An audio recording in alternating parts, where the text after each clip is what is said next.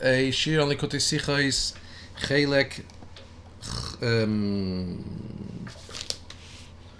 Yud Zayin, Sicha, the second Sicha on Pirkei Ovos, the fifth Perek. Says the Rebbe.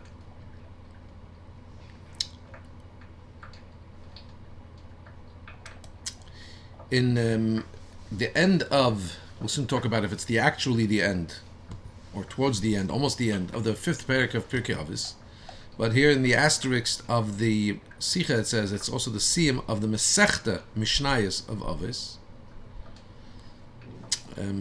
Because in the Mishnayos, the way it's set up in the Mishnah, Pirkei Ovos is 5 chapters. The 6th chapter, as it denotes, the very opening words of it is Rabbi Shanu Chachamim B'Lishain HaMishnah. Chachamim taught in the language of the Mishnah, but it's really a braisa. Braisa, the word braisa comes from the word outside. These were teachings that remained outside the structure of the Mishnah. The Gemara is full of braisas. But in order to have, between Pesach and Shavuos, in order to have a 6th week, so we have there was a 6th chapter added, but it's really not part of the Mishnah. So the Perek that we're learning is Siyum of Masechta Ovos. As we're going to learn towards the end of the Sikha, according to some versions of the Mishnayos Ovos, this is actually the last Mishnah. So this is, and even in our Siddur, the Rebbe Siddur, it's not the last one, but it's the second to the last. Basically, here we're talking about the Siyum of Masechta Ovos. Okay, so Ben Hey says, Lefum Tzayra Agar, which means according to the pain is the reward. And the Bartanura explains, what does that mean? According to the Tsar, and according to the Tsar, which you suffer, which you undergo by learning Torah and doing mitzvahs, commensurate with that, your reward will be a lot. So, let me talk about the word pain here, because we're going to be talking about the word tsa'ar. It's going to be popping up entirely in the Sikha all over. The word pain and is associated with negativity, associated with uncomfortability. It's associated with So, to say a Mishnah according to the pain will be the reward, and keep using the word pain is going to be grating on our ears. And like when I finished giving a shir on this Sikha, somebody said, "Wow, Rabbi, what about the joy of Judaism? Why are we talking here? Why is the whole Sikha talking about pain?" So let's reframe. Somebody actually in my class popped up and said, in the gym there's a saying, no pain, no gain. But people keep going to the gym, people keep working out in order to get pained. So let's use the word pain in the context of strain. Okay, so or effort. In order to truly, I'll try my best. I'll try my best isn't good, usually you don't mean it. When a person truly tries their best, there's an element of strain, there's an element of them doing more than their comfort zone, leaving their comfort zone, and in that sense, there's a certain pain. Effort, real effort, could be associated with pain. So I'm going to use the word tsa'ar, just without translating it every time, but when I say the word tsa'ar, if I would translate it, I would say, not pain, but strain, effort. So according to your effort is the reward. Effort, though, seems a little bit too weak for some people, because effort sounds, again, like I said, there was a chassid who said he was a Russian, I think it was, if it was a Mendel Futafas or one of those caliber chassidim. When he went to America, he came back and he said, "Did you learn any English?" He says, "Yes, I learned some English." "What's the English?" He had to collect money for the yeshivas. I said, "I learned the English, I'll try my best." What does "I'll try my best" mean? He says it means the person's not gonna really do anything about it. I'll try my best. So effort to the point of strain, and even in a sense to the point of pain, as within the context of somebody who works out, and the pain is the gain. Okay. Sorry if it's taking time on such a simple thing, but I think it's important to state at the outset. So the concept of getting reward for mitzvahs, this is an obligation according to halacha. In other words, we're going to talk here about a halacha, that the Eibishter, so to speak, Hashem, is obligated halachically to pay for those that are doing his mitzvahs, as we find from the fact that the Rambam brings it in his book of halacha, and he gives many details about the reward that is there for mitzvahs. In other words, it's not just a a voluntary thing from Hashem's part, so to speak, but it's built into the mitzvahs that you do a mitzvah, and Hashem, so to speak, is obligated, according to the halacha He set up, to reimburse you. Just like an employer has to pay an employee. That's the way Hashem set up His system. And remember, we say that Hashem doesn't give us mitzvahs that He doesn't do. Hashem, what He does, He tells us to do. So, from the fact that in the Pirkei Ovos elsewhere also, that we speak about the world being like a place of employment, Hashem being our employer, we being the workers, so then it's obvious that Hashem needs to, so to speak, give us. So what's the novelty of what the statement in Pirkei Ovos is saying? It's obviously that the statement is novel in as much as saying we're paid according to the effort, according to the tsar, not according to the result, not according to the profit. So it could be that the person struggled very hard, he tried very hard to do something, but the output was not very worthwhile. If you had to evaluate the effort versus the output, you would say you spent more energy than what was achieved. So nonetheless, we say Lefum Tzayra Agra, according to the pain, the strain, the effort, you get rewarded. Hashem looks at what effort you put forth. We have to understand. Schar mitzvah is, from the very first place, not something bereft of effort. As our sages told us in various places, starting from this week's parsha, the week that we're learning this, at least in Tavshin Pei Gimel, B'chukosai telechu. B'chukosai telechu means if you go in my statutes, literally. Rashi teaches it means shetiu amelim b'Torah. If you toil in the Torah, not just learn Torah, if you toil in Torah, then I'll give you the reins in the proper time. We find in Chazal, brought in Tanya, from the pasuk Oved, there's a difference between an Oved Hashem, somebody who serves Hashem, somebody who doesn't serve Him. It doesn't mean somebody who doesn't serve Him and just does whatever he wants. It means there's a difference between somebody who's studying his teaching 100 times to somebody who's studying his teaching 101 times.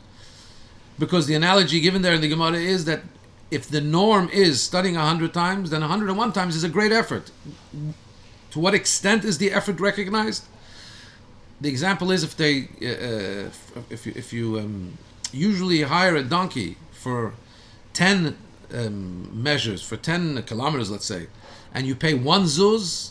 The moment you go 11 kilometers, you pay 2 zuz, not a tenth. You don't pay a tenth more, but because the usual distance is 10, the moment you move out of that zone, even by 1/10 of the previous distance, you're going to be paying double, because it's the effort that is recognized. And that is, talking about somebody who serves Hashem, we want to know how much did he put forth effort. Similarly, in the laws of Karbanis, there are some items that there's a sliding scale. And that a richer person brings a full animal, somebody who can afford less brings an animal of the sheep family, somebody who can afford less brings a bird, somebody who can afford even less brings meal offering, brings flour. About the korban of somebody who brings flour, it says, V'nefesh ki takriv. When a soul brings, not a person, when a soul brings this sacrifice. Why does it say nefesh?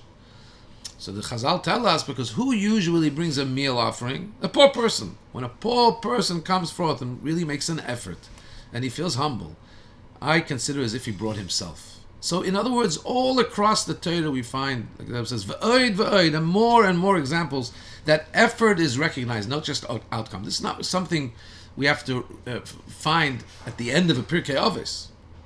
Similarly, even by the laws of an employer and a worker, the fact that we find in Shas, in the Gemara, and in the books of Peskim, those that decide halacha, the fact that we find that you pay a person according to the outcome, the profit, if the profit was, if the expense was less than the profit, why do we pay only the profit? Why don't we cover the expenses? That's only in certain cases. For example, when the employer actually didn't go out and hire the worker did it on his own volition. For example, somebody went by the field of his friend and says, you know what, I think I'm going to be planting some plants here. They didn't have permission. Or the employer said, look, I want you to do this and this in my field, or I want you to do this and this for me. For example, I want you to take this garment and dye it red. And he dyed it black. Or I want you to dye it black, he dyed it red. Or when he took it and he didn't dye it in a proper way. So in these cases, we say, look, yeah, you did. He says, look, you asked for it red. I made it black. The guy says, yeah, red would have it would have been worth 200. Black, it's only worth 150. The workers say, yeah, but I spent, so I'm going to only pay you 150. He said, but I paid 180 for the dye to make it black. He says, that's your problem. I told you to make it red. So I'm going to pay you for what I benefited, the profit that I'll pay you for. But I'm not going to pay for your expense. In other words, I'm not paying you for the effort that you put forth. I'm paying you for the outcome. But that's only when it wasn't asked, right?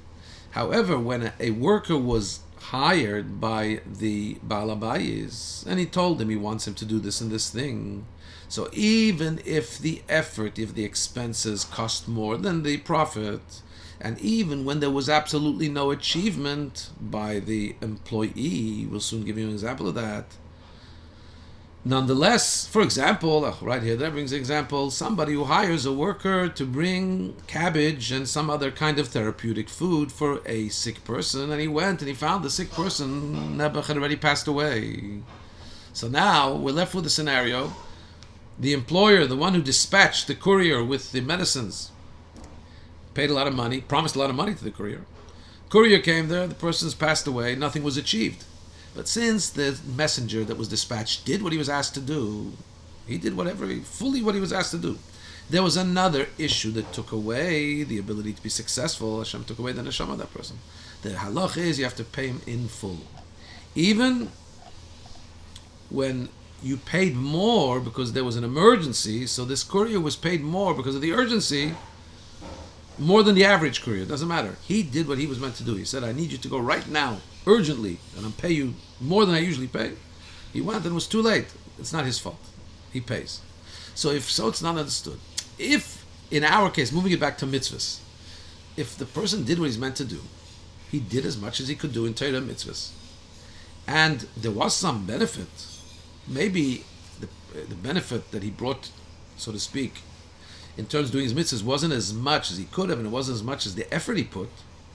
But how much more so if even an employer has to pay when the mission was done, he has to pay according to what he said the expense will be. Here also, we don't look at what he achieved through the mitzvah. Did he do it well? Was it beautiful or not? We look how much effort did he expend? How much strain was there? How much tsar was there? And Hashem has to pay according to that. Base number 2. In the aforementioned laws about the tircha, in the aforementioned laws about the effort, the strain that an employee does for his employer, so we have to take into account it's unrelated, really, to the profit, to the outcome. In other words, sometimes the person made a lot of effort. He did what he could, right? And even when he did what he could, from the employer's perspective, what he had wanted achieved wasn't achieved because some other matter came in from outside and disturbed. He didn't require, the employer from his side didn't require or want the effort. It didn't have to be that effortful. There's no gain for him in that effort. For the employer, the only gain is the outcome. In our case with Hashem, there's a gain in the strain.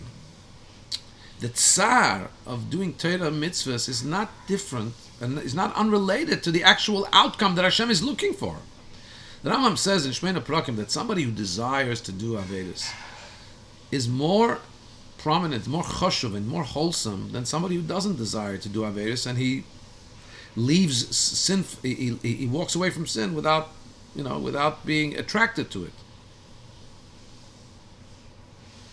And to the extent that we would say, says the Rambam, that the reward of somebody who has to exert more powerful self-control to control himself is more rewarded than the person who doesn't need to exert that self-control. About this it says What we just read in Pirkei Avos, the Fum Tzar Agra, according to the Tsar, is the reward. More than that, there's even a statement that Chazal said a person should really not say, I wouldn't want to sin, that's why I don't sin. Say, I would really want to sin, but I'm not doing it because Hashem said not to do it. In other words, there's gain in that pain, in that strain. So even if so, it's even more not understood. What's the chiddush that we say, according to the Tsar, will be the reward? The Tsar itself is giving Hashem profit. Right? It's not that less was done because he put forth more effort. Hashem made the effort because that's part of Hashem's plan. So what's the chiddush that Hashem is going to pay according to the effort you put forth? That's what he puts the effort in for. That's what he puts the difficulty in for. It's a doichik to say that that's what the Mishnah really tells us here. This is the basis of this whole concept.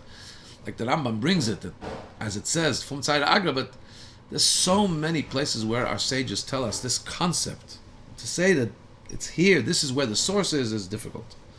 And we're also going to say, later the Rebbe is going to point out the concept of Pirkei Avos. Don't forget, is mili da chasidusa. It's matters of lifnei mishur sadin. It matters beyond centrality.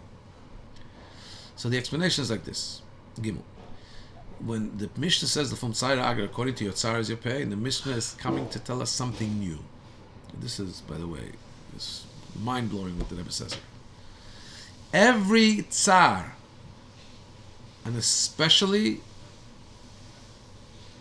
a true pain, without the blend of the fact that there's also a bittersweetness, there's a sweetness to strain. You're doing what Hashem wants. Here we're talking about when there's a pain, and here we could use the word pain, from doing Torah mitzvahs, which the person was not obligated in. The person has taken it upon himself. What do you mean? The person is born obligated.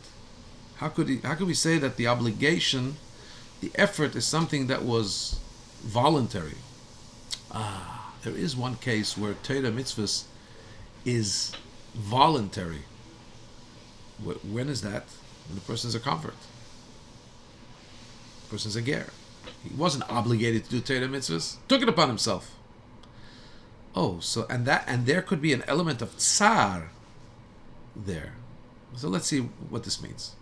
The square brackets. According to this, we'll understand the Mishnah is saying according to the tsar will be the reward. Why it says it in Masechta Ovos, and at the end of it, the whole Masechta Ovos is about milida chasidus, of things that are beyond the letter of the law.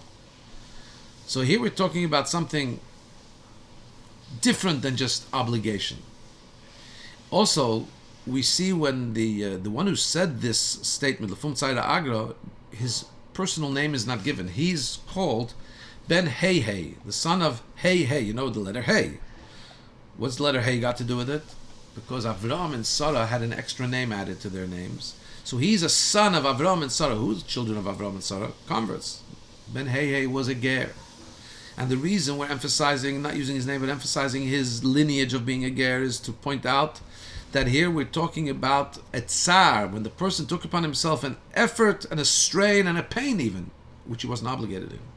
Just like the whole mitzias, the whole essence of a ger, when he becomes a convert, it's as if he's born. Before that, he was not obligated at all to do Torah mitzvahs. He comes on his own volition. He chooses to take upon himself Torah mitzvahs. No obligation.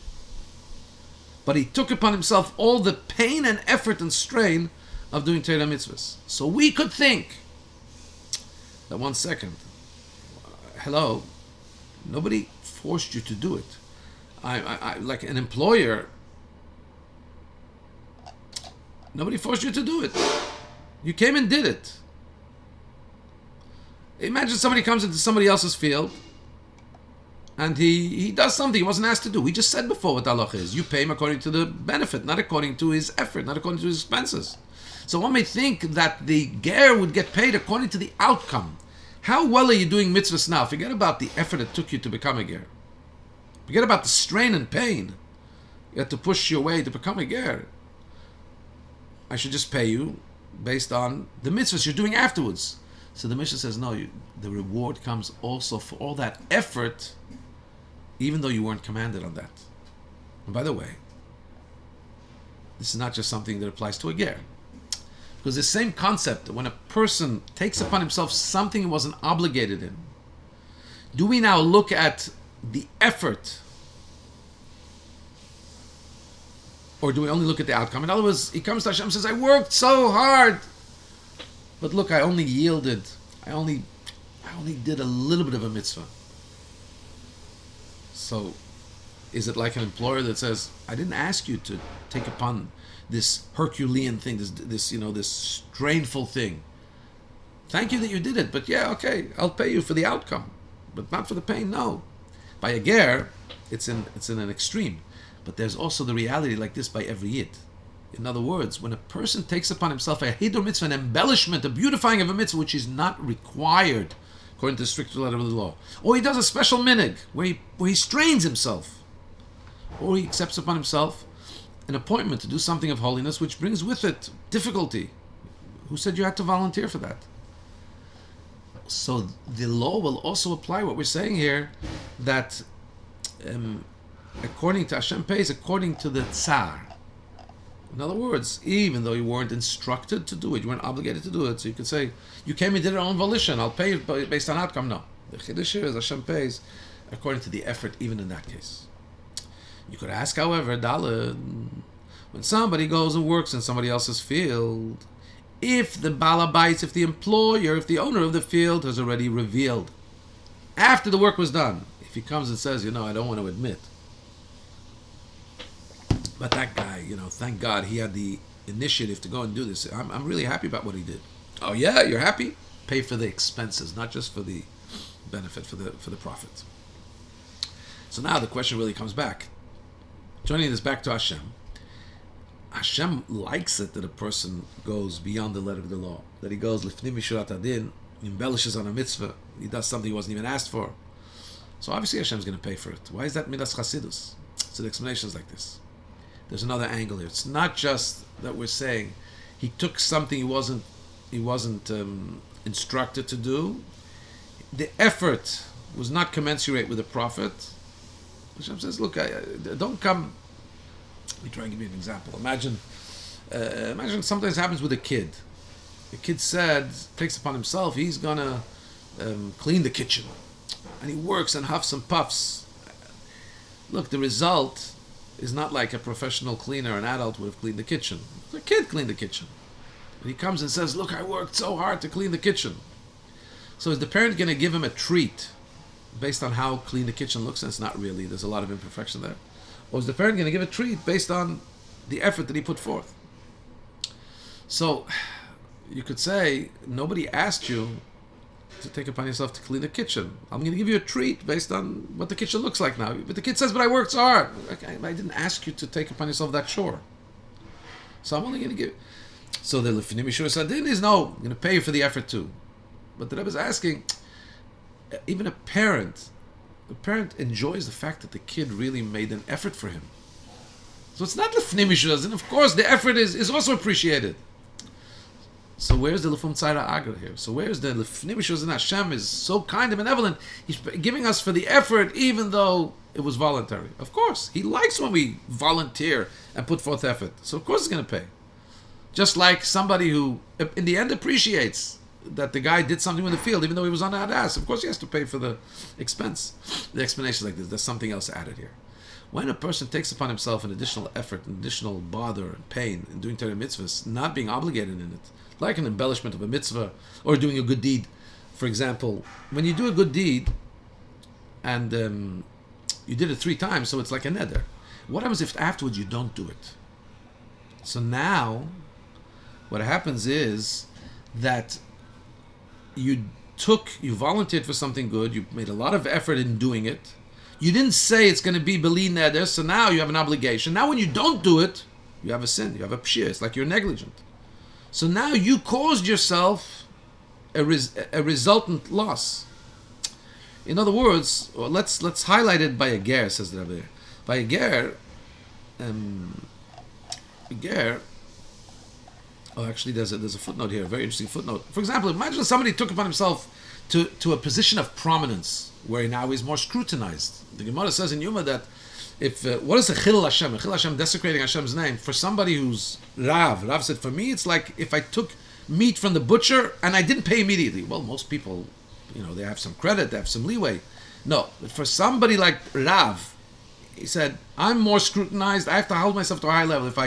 If I took the meat, I didn't pay immediately. In other words, when you take upon yourself a higher level responsibility, you now get judged in a more scrutinized way. So what happens if you mess up at that stage? So you caused yourself a trouble. Why didn't you just remain average? And then even what you did now wouldn't be considered a stain. You jumped to be above average. You jumped to do a mitzvah, to reach for the stars. And now you weren't able to do it. Now you have a problem. Now you're negligent. Now Hashem's saying, why didn't you do it? If you wouldn't have started, you didn't have to do it. By a ger, it's even more, says the Rebbe. Because if a ger goes through all the effort and becomes a ger, and then he doesn't live up to what he really committed to, in other words, he's not living up to the full obligation. And by the way, we find this concept. It says that converts are difficult for the Jewish community, like a sapachat, like a kind of sapachas, a discoloration of the skin that could bring impurity. But why is it difficult? Because they may not be fluent in the particulars of the mitzvahs, and maybe they're trying their best, but it's not actually, they're not schooled in it. Ironically, there's another chazal that says that Gerim are so into it that they do even more than the average Jew.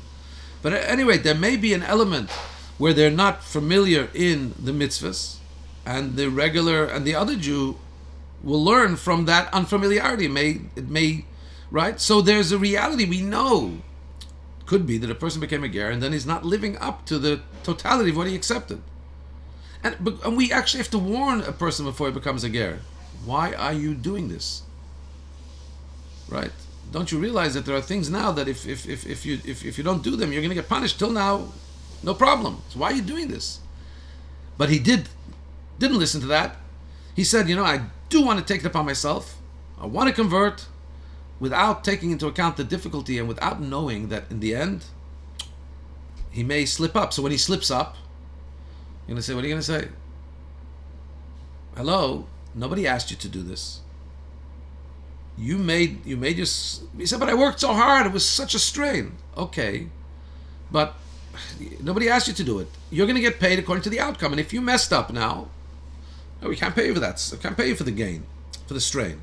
In other words, the Chiddush Lefum Tzayra Agra tells us that it's not like, what could it be like? Without having this Chiddush that the Pirkei Avos says, it would be like a worker who took on a mission to take vats of wine, for example, jugs of wine, from place to place, and they broke on the way because of his negligence. He took them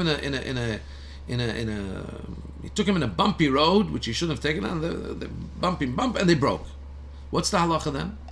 The balabais doesn't have to pay. On the contrary, the worker broke the things. He has to pay the owner.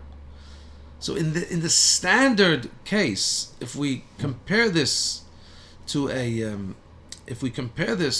regular employee situation, take the extreme. Somebody who converted, went through all the effort, but in the end, he broke the jugs. In the end, he didn't live up to keeping the mitzvahs the way he should have. So how should Hashem look at this?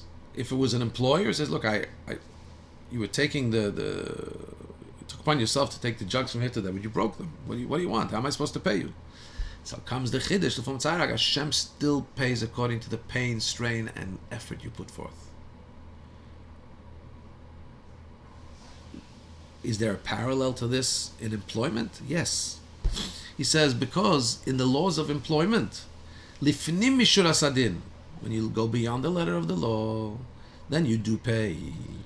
Just like what we said, when you hire somebody to take jugs from place to place, if he doesn't have what to eat, it's a mitzvah to pay him anyway.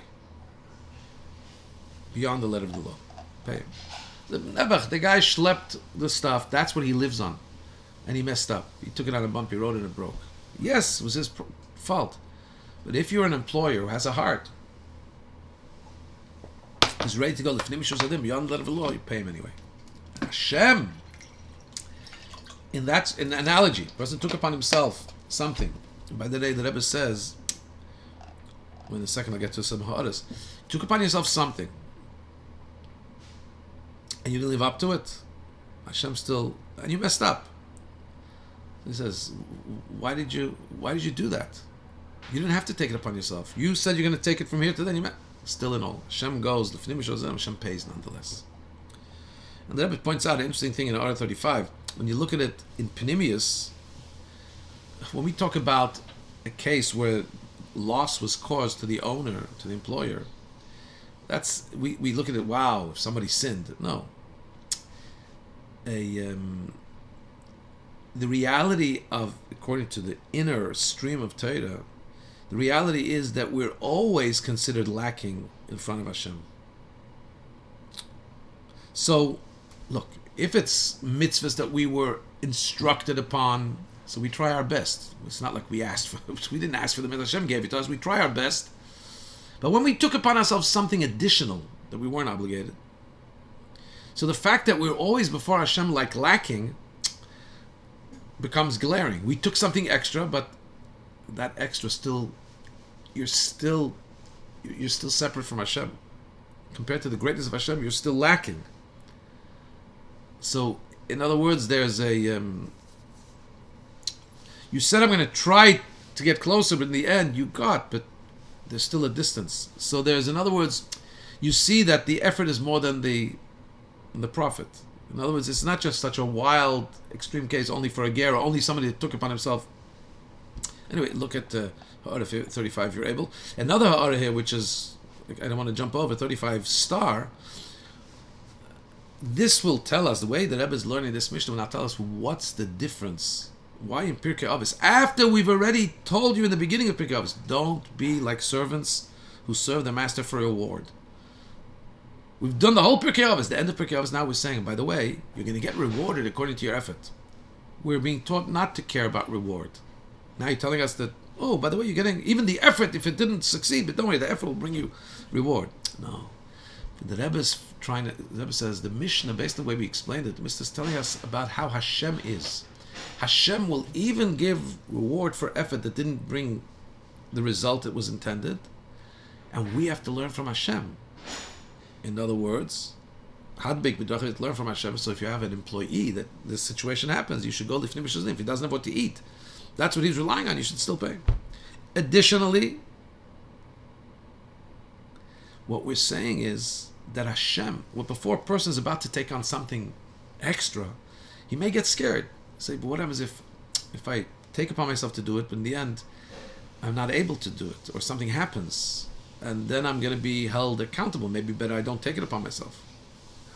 So the Rebbe says, no, you have to know that Hashem sees it favorably nonetheless. Even if there could be some kind of a loss. In other words, something happened and what you hoped that you would be able to achieve and do didn't work. Don't be scared. Hashem is telling you in advance, I appreciate those efforts. I pay for those efforts, so to speak. So there's a practical application here. Because a lot of times people they say, what, I'm going to volunteer to do something. And then what happens if it doesn't work out, or what happens if I'm held to a higher scrutiny and now I'm going to be vulnerable? No. Hashem appreciates that. Don't worry about that. Try. Again, there's another halacha that we doesn't mention here. Don't commit to something if you're not going to do it. Right? But here we're not talking about that. Here we're talking about somebody who's taking upon himself to do something. And in the end, it doesn't work out. No. Hashem appreciates the fact that you wanted to do it. Okay. Hey, even though this din, that it's a mitzvah to do lifnim to go beyond the letter of the Lord, to give him his payment, it's only said when Taka the Balabait, the employer, asked the employee to do it. Here it's different. In our case, talking about conversion, nobody asked the person to convert. Somebody who took upon himself an additional mitzvah, nobody asked him to take an additional embellishment, a hidur mitzvah. However, remember we said, the Balabais does like what was done generally. Even though in one aspect there was a mess up, but he generally likes what took place. For example, There's a parallel in halach. If somebody took the jugs of wine in a shaky place, and what happens is that not all the wine broke, just one, just one jug broke. The profit from transporting the jugs of wine is still profitable. Less, even when you take into account the loss of the one or two jugs that broke, generally there's still a profit in the fact that the transportation took place.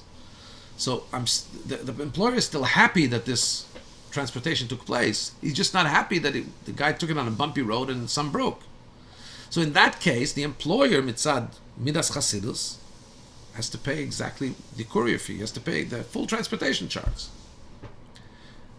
Even for taking those jugs that broke. He charged $100 for 100 jugs. It's only 80 turned up. He has to pay $100.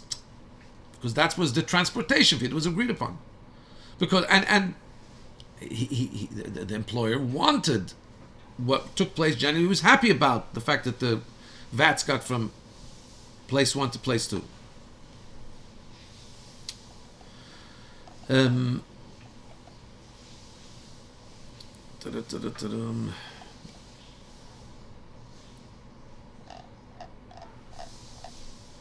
Therefore, also in our case, since the Baal HaBayis, Hashem in this case, he is happy about what the person took upon himself. Took upon himself the strain of an embellishment of a Hidur mitzvah. It's just that he should have done it by saying Bli Neder. He shouldn't have had the setup where afterwards you're being held to not keeping your Neder. Still in all, Hashem gives the entire payment. Same thing by a ger. You say, a ger, nobody asked you to become a ger. The actual fact that somebody comes on his own volition and decides he wants to convert to Hashem, this is a pleasing thing for the employer, for Hashem. And even though afterwards there was negligence in the fact that he didn't fulfill the mitzvahs with all of their details, could be the ger who didn't live up to what he had intended to do. Doesn't matter. Hashem generally finds it favorable. Wow. The movement, the action, the motion that a person came to Hashem and insisted he wants to be part of Hashem's people, even though later that brought a loss of some kind, he didn't live up to it fully, Hashem's still generally happy. Just like the person who took X amount of jugs, some broke, but in general he's happy that the jugs got moved from place to place. There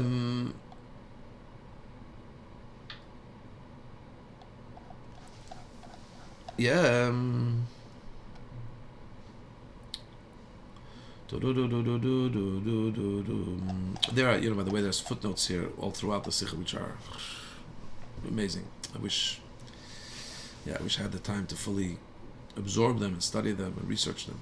Vav 6. You could say that the fact that the one who says this statement, that according to the Tsar is the reward, is called with the name Ben Hey, it's to emphasize this aspect, the fact that he's a ger. Even though we said that this concept can apply even by somebody who's born Jewish, but it applies when he's taken upon himself something he wasn't obligated in. Even so, Hashem appreciates that, even if he may have messed up through that. But still, it's much more powerful to talk about getting reward for an effort that the person was not obligated in whatsoever.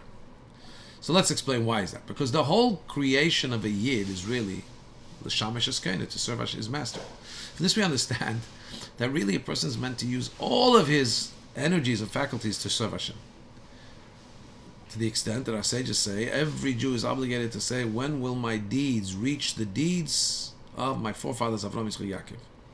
So therefore it's really difficult to pinpoint a tircha, a bother, an effort, and a strain that a Yid can do in serving Hashem in which he's absolutely not obligated. Because even things that are beyond the letter of the law, even things that are matters of Chassidus, in the end of the day, you can't say that a Yid is totally potter from it. His full-time occupation was created to serve Hashem. So anything he's able to do, even strain himself, really he's obligated to do. Even if it's beyond what it says in Shulchan Aruch, but your whole function is 100% serving Hashem. So whatever you can do, till your maximum 100%. By a ger, before his gerus, he has no obligation. On the contrary, a ger that comes to them, we try and convince him out of it. So the effort that he takes upon himself, the strain, even the pain he takes upon himself through Geirus to do Torah mitzvahs is in a way, he was absolutely not obligated in it, right? Even in those mitzvahs, says the Rebbe, that even those mitzvahs that he was obligated in, but there's a totally different quality, and there's now a new Yetzer Hara, so to speak, a new challenge to fulfilling even the things he was already fulfilling. So even for those things, he's taken upon himself additional strain and pain. Nonetheless, says the Eibishter, says the Mishnah, Hashem pays according to the effort. And this is not just for Gerim, it's put into Pirkei Ovos, which is relevant to everybody. Because, yes, while we said, if you look with a magnifying glass, anything a Yid does extra is really already obligated on him, no. But when a Yid takes upon himself an additional strain in Torah mitzvahs, which he wasn't obligated according to the letter of the law, especially when it's changing his nature, so it's, in a way, similar to a ger who took upon himself something he wasn't obligated to at all.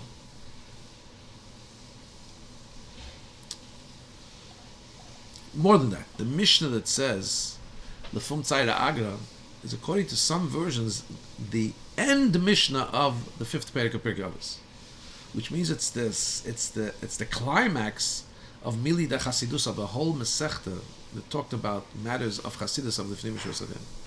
Because in this Mishnah, why would it be such a high level Mishnah, the climax of Mili de Chasidus? Because this Mishnah tells us that even something that a person was not obligated for at all,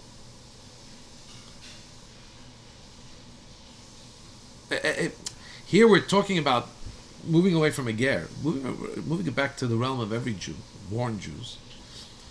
The notion of Lefum Tzayra Agra, to what is it talking? We said it's talking about somebody who's doing something that is totally not obligated. In other words, the highest level of serving Hashem with the most strain, with the most effort. That's what Lefum Tzayra Agra is addressing, not regular mitzvahs. When you reach and jump to your tippy toes, Hashem, even if, and we're saying even though you may not have lived up to that, and so there's some loss, no, but Hashem sees the effort. So in other words, we're talking here at a climax of a person doing the most he can, way beyond the letter of the law.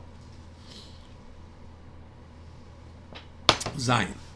Now the Rebbe is going to challenge the entire notion he started off with. So basically we have, till this point, till Zion, we have a clear understanding of what it means, Lefum Tzayra Agra. To sum it up, it means when a person took upon himself a voluntary effort, which then led perhaps to damage, Hashem doesn't just pay for the benefit that emerges deducting the damage, Hashem pays for the entire effort. We said that the Rebbe says, why is it so important as a hira? Because it tells us, go for it. Go for it. Not to do something you know you can't do. Go for it, to do something even if you're not sure. Don't worry about it. Just go for it. Hashem appreciates that effort. Zion.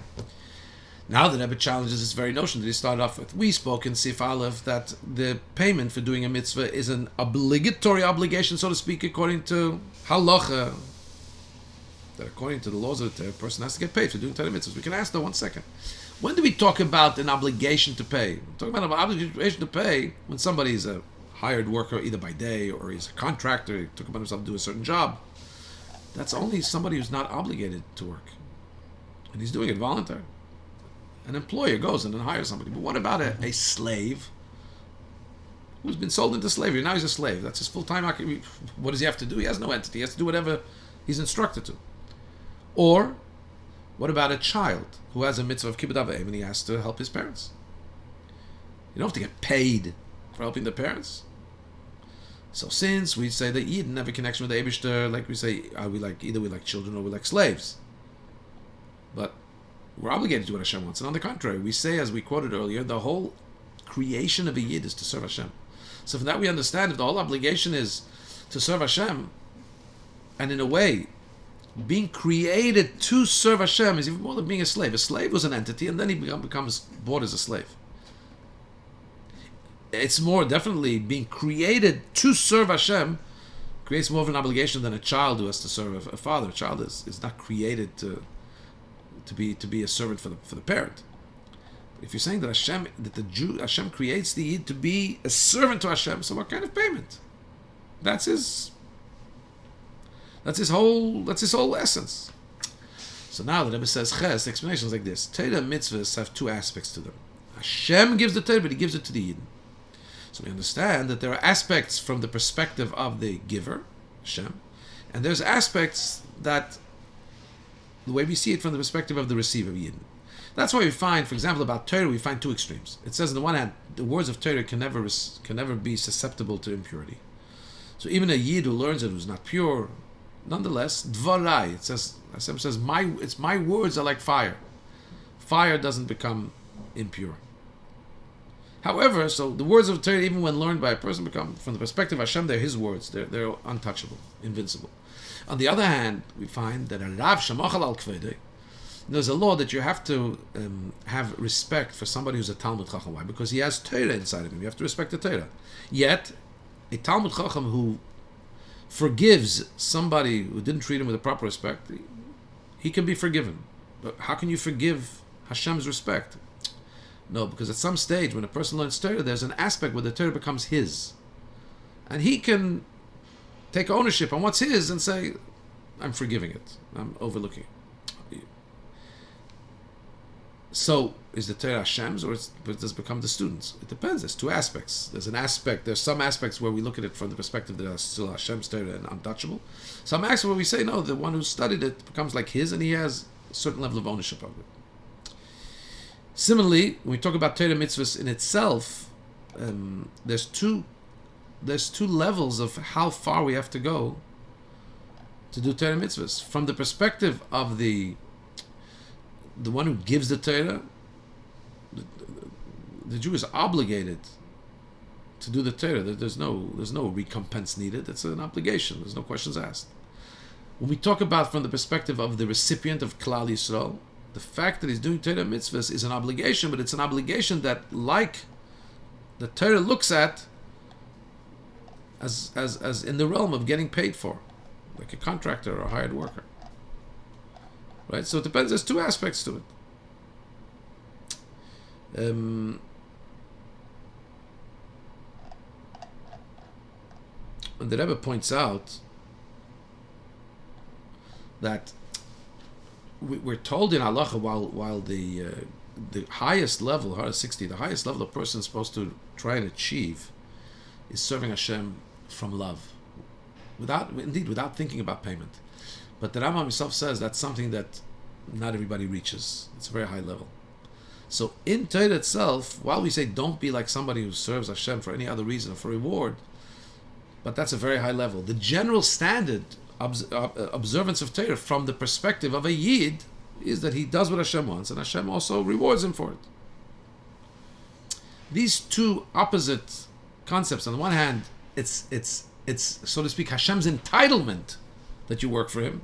That's from His perspective. On the other hand, from the Yid, understands he has an obligation to work for Him, but it's like an obligation of somebody who's entered into a contract of an employer, and therefore, of course, there has to be reimbursement.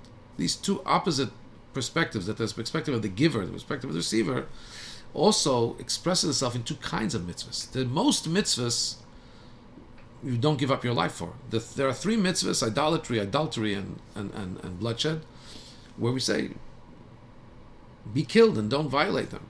The other mitzvahs says, violate them and keep your life. Hashem wants you to live in Torah mitzvahs.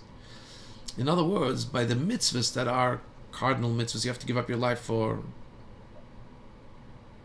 The mitzvahs that we say, violate them and preserve your life. That's from the perspective of the way mitzvahs are from the recipient. For the recipient, the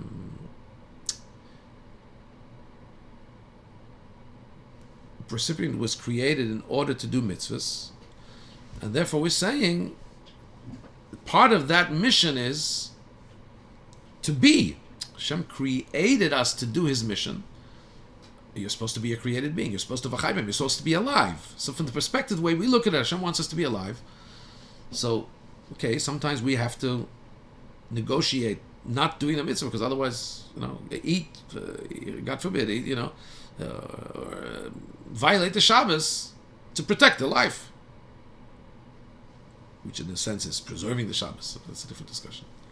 However, when you look at the mitzvahs that Hashem says give up your life for, that's the way those mitzvahs, so to speak, retain a certain perspective from Hashem's side, which is, from Hashem's side, the mitzvahs have to stand firm. Nothing can change them, even loss of life. You're looking at it from the giver or from the receiver. Test. So this concept, when we talk about the reward of Torah mitzvahs, that really it's from the perspective of the receiver, is even more emphasized when we say that the mode of payment is according to the tsar. In other words, we're looking at how vested and how difficult and how much effort was put in from the receiver. And that's why now, and this is also going to give us an additional explanation in the connection of this Lefum Tzayra Agra statement to the Masechta Ovos going Lefnim Mishur Zadin in general. The concept of going Mili de Chasidusa, doing something of Chasidus, in other words, going beyond the letter of the law, this is only from the perspective of the receiver. From the perspective of the giver, we asked earlier, from the perspective of the giver, the whole obligation of the person is created to serve his master. There's a certain entitlement from Hashem's perspective that a person is obligated to serve Hashem with full ability. What do you mean beyond the letter of the law? If you have more energy, you're able to do it, you have to do it. But that's from the perspective of Hashem. Here, Pirkei Avos is saying from the perspective of the receiver. And there's tsar, and there's reward. Hashem, you took upon yourself something you're not obligated in. Hashem appreciates that and rewards for that. And this also gives another explanation why Pirkei Avos starts off with Moshe Kibel Torah Sinai. Moshe received the Torah from Sinai. And it doesn't say Hashem gave the Torah. We're talking here. We're talking about Mili de Chasidus, Lefnim Mishur Zadin. The whole perspective is from the recipient. From Hashem's perspective, anything you do, you have to do 101 if you're able to. And this actually tells us the connection between the beginning and end of Pirkei Avos. The end of Pirkei Avos is speaking about the schar, about reward. Reward in general has to do with, from the perspective of the receiver of Yisrael. And in this itself, we're talking about the Lefum Tzayra Agra, as we said, that the whole concept of paying according to effort is only from Hashem's perspective, because the effort wasn't obligatory. You did it. Hashem pays for it. Yud, the fact that in Lefum Tzayra Agra we express the perspective of the receiver is not just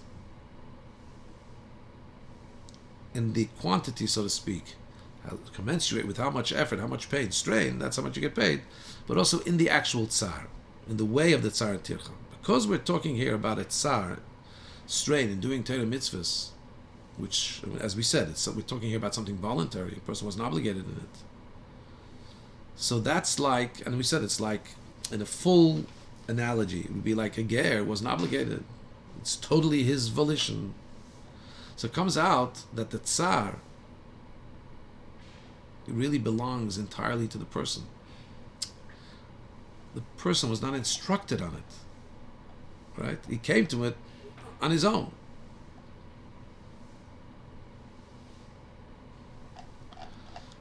Now we'll also understand the connection to the end of this with the beginning.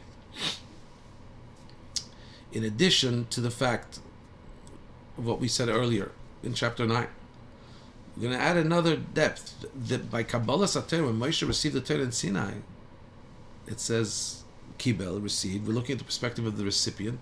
All Yidden were like Gerim, were like converts. In other words, it seems to me that what the Rebbe is saying here, the true ownership of effort that was inflicted, that was self-imposed, is by a ger. Right? It wasn't obligated. So therefore Hashem pays, and the chiddush is, even though it was self-imposed, and he may not have lived up to it fully, Hashem looks at that effort, that strain, that pain that he had, and wards for that also. It says the Rebbe, we're talking Moshe Kibel Torah Misinai, and then the end of Pirkei Avos really expresses itself best. It's said by a ger, Ben Hey. Its full expression, in the most real sense, is in the act of gerus. Actually, let's go back to Moshe received Torah Sinai. Yidden were like gerim then. They accepted upon themselves Torah mitzvahs. They weren't obligated. Hashem gave them an option. They said Nasa v'nishma. So there's a correlation. Moshe Kibel, the full Kibel, is an act of gerus. From Side Agra, the full expression of this statement is in a state of gear. Rebbe points out here that we say that the ger has ownership on his act of taking it upon himself. Rebbe points out in Orah 71 that really we say that a ger, who's his pedigree? Avraham, Yitzchak, Yaakov. Sorry, not Avraham, Yitzchak, Yaakov. Who does he belong to? To Hashem. Misham Avaya Olam. The Rebbe says that that's not different than what I'm saying inside the Sikha. What the Rebbe is saying, in other words, it's not Hashem's act. It's his act. The Maisa Hagir, the deed of conversion, is something that's been given over to the person. He has to decide. Once that is done, once the person has been his Gaia, then his connection is directly to Hashem. And here we have a star within this order. These two things are dependent on each other because the dedication to Hashem to fulfill the mitzvahs comes from the person. So that's why it's total. It's coming from the depth of the person and it's directly to Hashem. Yeah. The Rebbe quotes here Anyway. So we continue here, Yud Aleph. According to this, so we've understood the beginning and the end. Moshe Kibel Torah Sinai from Side Agra. Gerus is the best paradigm for this. 11. According to this, we'll understand the connection between Ben Hey says, according to the Tsar, is a reward to the previous statement said by another enigmatic name. Ben Bagbag says, Hafachba, delve in it, in Torah, everything's in Torah. Some versions have these two statements as being part of one Mishnah. Now, Ben Bagbag was also a convert, or at least children of converts. As Ben Hey is obviously a nickname. We said it's telling us the son of somebody he's a person who's connected to the two Heys, Avram and Sarah, who had Heys added to the name. In other words, Gerim. Similarly, Bagbag, Beis and Gimel. Beis is 2, Gimel is 3. The Gematria of 5. And in the full acronym, you could read Beis Gimel as being Ben Ger, Ben Gioris, son of a convert, son of a convertess. And so for the same reason, why is the person called by this name? To emphasize that we're talking here about something that's fully expressed in the concept of Gerus. Why is that? Why is the saying delve in Torah, why is that most appreciated by somebody who's a Ger? Because a Ben Noach and Noahide is not is obligated only in 7 mitzvahs. And he has to learn the laws of those 7 mitzvahs. So, even though his learning of Torah for his laws is considered very lofty, it says a non-Jew who studies Torah is like a Kohen Gadol, like a high priest, when he's studying Torah that he needs to study for his halachas. Nonetheless, his learning Torah is not something that is an end in itself. It's a means to an end. It's instructional Torah. He has to know how to do his 7 mitzvahs. It doesn't have the advantage and virtue of learning Torah that a Yid has, where we say that everything's in the Torah. The Torah is a source of his vitality. The Torah is his connection to Hashem. When he's Megaya, when he converts, then it becomes an end into itself. Torah now becomes a destination for him, not just a means to get to a destination of doing his 7 mitzvahs. And now we can say, this wonderful thing, learn, delve in the Torah, every aspect of Torah, it's everything for you. That's only if somebody once has already become a ger. So we're saying Ben Bagbag is the one to highlight the great, wondrous aspect of Torah because he can really appreciate it. Because he had Torah as a Noahide, where the Torah was just instructional to get out what you need from it, and now he becomes a Yid. The Gerus gives you an appreciation for the wondrous quality of Torah. Delve into it, everything's there. It's your connection to Hashem. It's unbelievable. It's Kedusha.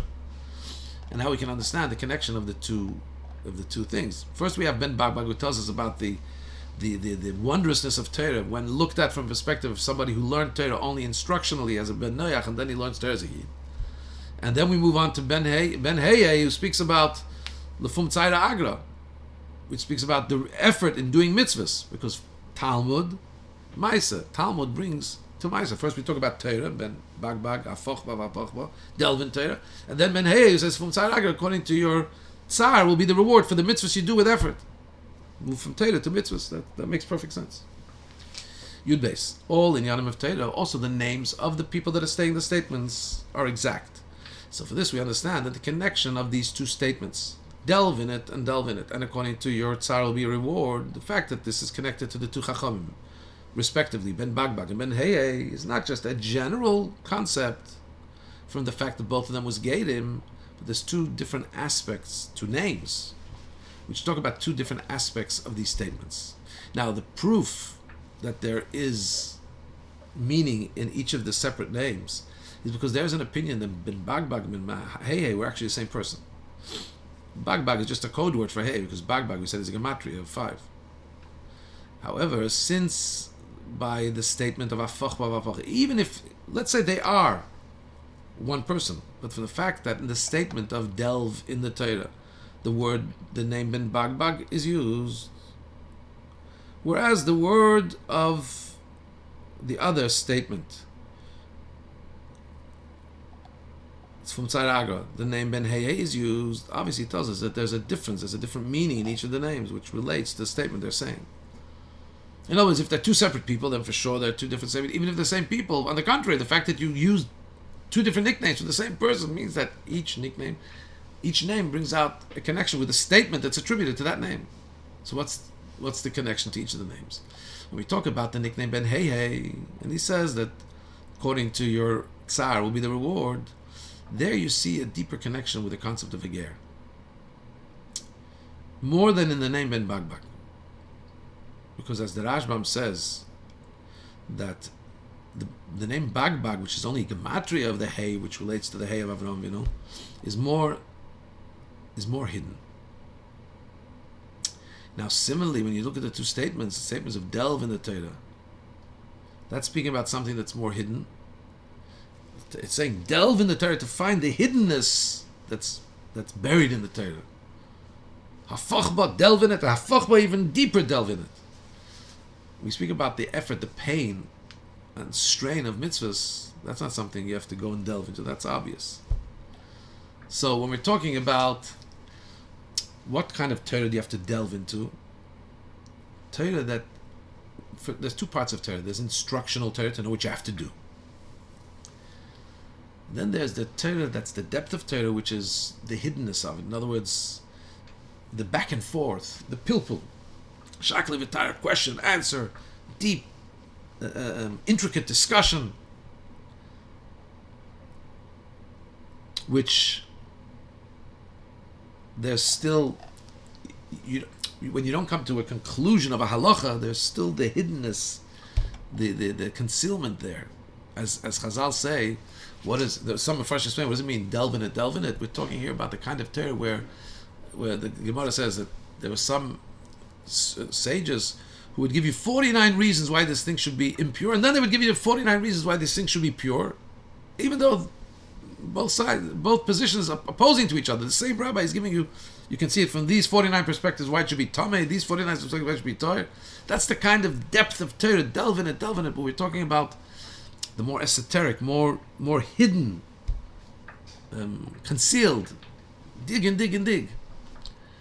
So, really, if we look at it that way, whereas when we're talking about the effort somebody puts forth in mitzvahs to strain, that's something more revealed. We're not talking about hidden things, we're talking about an open kind of situation. So, the statement of the Fum Tzayra Agra is a more revealed statement. The statement of Fochba is more of a concealed state of being.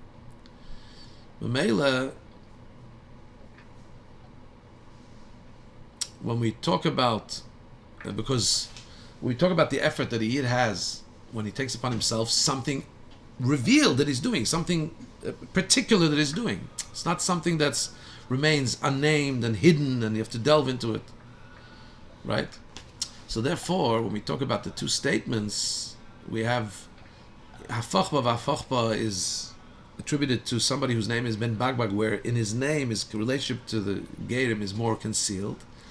And the Fum Tzayir Aga, which is a more revealed state, we have in a more revealed name Ben Hey Hey, which is obviously related to the Ger.